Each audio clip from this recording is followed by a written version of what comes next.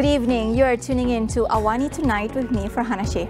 Omicron has reached Malaysia. Health Minister calls for calm and vigilance. And ahead of nomination day, we assess party strength and weakness leading up to the Sarawak election. That's coming up.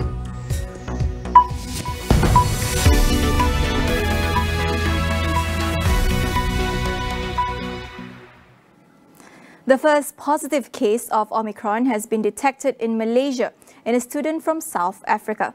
Health Minister Khairi Jamaluddin said the foreigner, who is studying in a private university in Ipoh, Perak, arrived in Malaysia on November 19th, just a week before World Health Organization declared Omicron a variant of concern.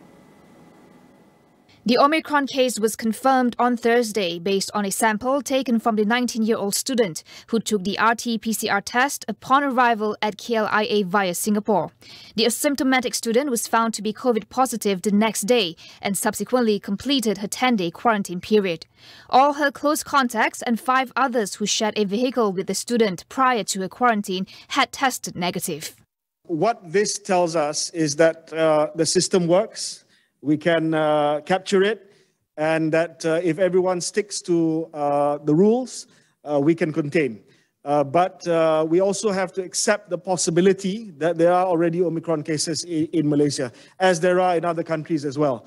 What this demonstrates is that we've picked up this case from the 19th of November, way earlier than WHO announced Omicron to be a variant of concern. So with that being the case, the message to the public, message kepada orang ramai adalah kemungkinan besar Omicron pun ada di Malaysia, ada kes-kes lain, dan kita akan tingkatkan lagi surveillance genomik kita untuk mendapat kepastian. Ya. Yang penting kita tidak panik, yang penting kita masih lagi mendapat maklumat tentang Omicron ini dari segi kebolehjangkitan, dari segi kesan sama ada gejala buruk ataupun tidak, ya. But whether it's an inevitability, we don't know yet. We don't know yet. We are watching other countries as well. The United States, the UK, other countries are reporting increasing number of Omicron. But we have yet to see whether Omicron will eventually take over Delta or not. Meanwhile, Khairi said Malaysia will maintain the air and land vaccinated travel lane with Singapore for now, despite 2 cases of the Omicron variant being detected in Singapore. I've spoken to my Singaporean counterpart this morning, Mr. Ong Yi Kang, and we reaffirm that the VTL will continue, and we will continue to update each other on a daily basis and coordinate our response accordingly. He added that travellers from high-risk countries arriving at KLIA must now wear a digital tracker device throughout the entire home quarantine period. This is to ensure that the compliance to the home quarantine is complete. Separately, Khairi said that all travellers participating in the Langkawi travel bubble will have to undergo additional COVID-19 RTK antigen testing on the 3rd and 5th day of arrival. For the first time since 1981, Abang Jo will not contest in Satok for the upcoming Sarawak state election. Instead, the Chief Minister will contest at Gedong, a state seat in the Batang Sadong parliamentary constituency. The Parti Pesaka Bumi Putra Bersatu PBB president has been Satok assemblyman for 9 terms. Replacing him in Satok will be PBB Deputy Chief Dato' Ibrahim Baki. PBB will contest 47 seats, more than half of the total 82 seats. Of the other Gabungan Parti Sarawak GPS component parties, Sarawak United People's Party SUPP will contest 18 seats, Parti Rakyat Sarawak PRS will contest 11, while Progressive Democratic Party PDP will stand at 6. Abang Jo said GPS will contest all 82 seats and is fielding 24 new faces. As parties finalise their candidate lists ahead of nomination day on Monday, the spotlight will be on Gabungan Parti Sarawak GPS as they aim to repeat their dominant performance in the previous Sarawak state election as Barisan Nasional Sarawak.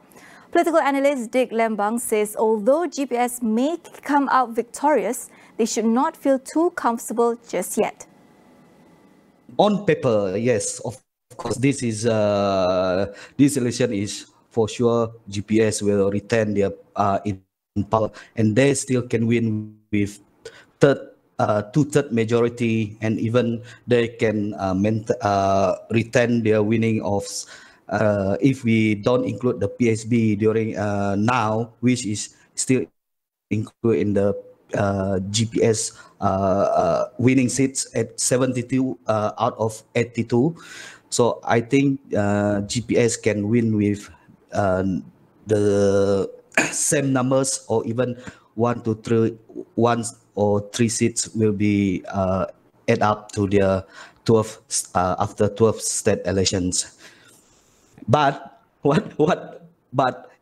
as what I believe, that anything can happen in politics. So if they feel so comfortable, this will give a big fire or whatever to the GPS. They are if they feel comfortable in their zone, and the voter turnouts will give impact to the winning of GPS or other parties during these 12 state elections. Meanwhile, on the opposition side, Dick believes unless they manage to present a united front, they will stand little chance to seriously challenge GPS in the upcoming Sarawak election. As what we know, as everybody know, I think the opposition is still in this area in Sarawak. So I think this is the main constraints or main barrier for oppositions to become challengers to the GPS party during this 12th Sarawak state election. So there we will see there will be multi-corner fight during these elections. So I think when the multi-corner fight, if we look to the history, it will be give benefits to the incumbents for the certain seats. GPS enters the election as incumbents in 68 seats, while the opposition are incumbents in 12 seats, with PSB holding 6, DAP 5 and 1 is held by an independent. Sarawak PKR has reduced the number of seats it will contest in the upcoming state election by almost half. Instead of 47 seats, it will now field candidates in 27 areas.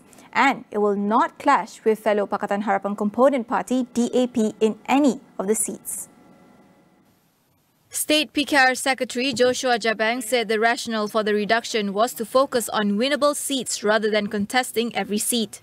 He also ensured PKR will not be engaged in three-corner fights with DAP in the polls, unlike in the previous 2016 Sarawak election. PKR was initially set to contest 47 seats, DAP 26 and Amanah 9 in a Pakatan agreement signed on January 2nd. A total of 82 seats are up for grabs in the polls.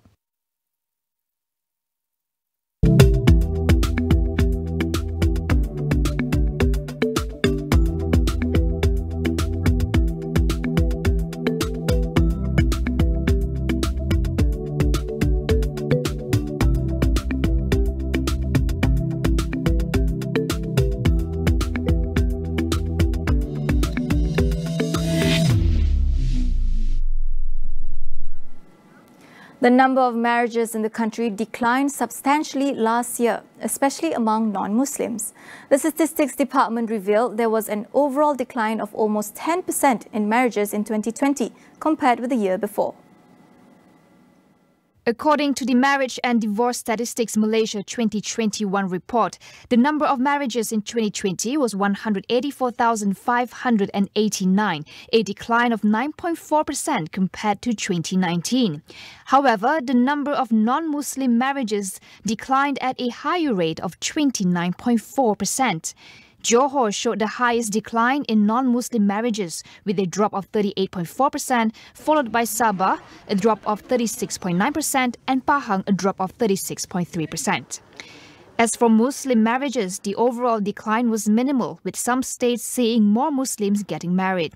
Meanwhile, the number of divorces in 2020 was 45,754, a decline of 19% compared to 2019. We'll go for a quick break. Stay with us.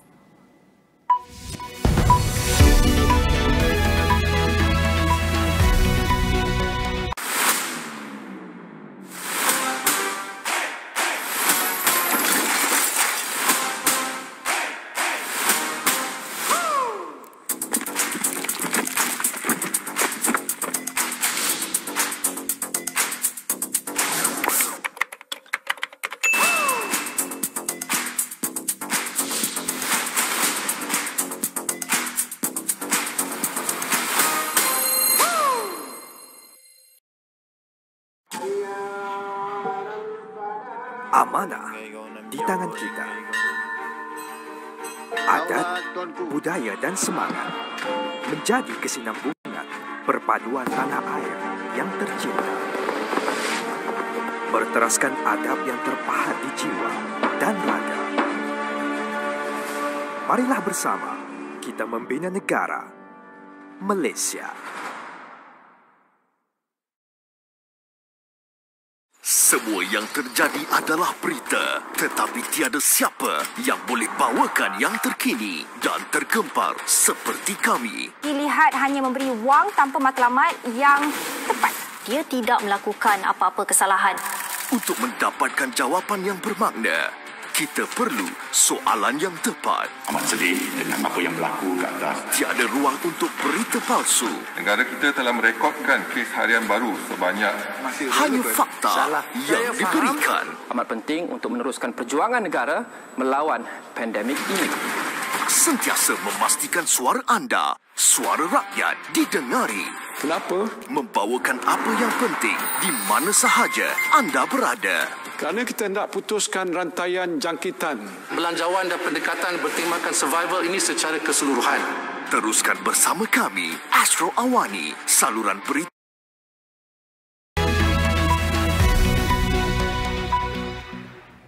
Welcome back. South Africa's health experts say they are ready to respond to a fourth COVID wave. The Omicron variant appears to present a higher transmissibility rate than previous infections, but it's still too early to determine if the variant will cause severe disease. This, health experts say, will become clearer in the next few weeks as the surge reaches its peak and more cases present in hospitals. At this stage, most people who have tested positive have reported mild symptoms. So far, the Omicron variant has been detected in 7 of the country's 9 provinces. Scientists are also trying to determine why there is a higher number of admissions in children under the age of 5 than in previous waves.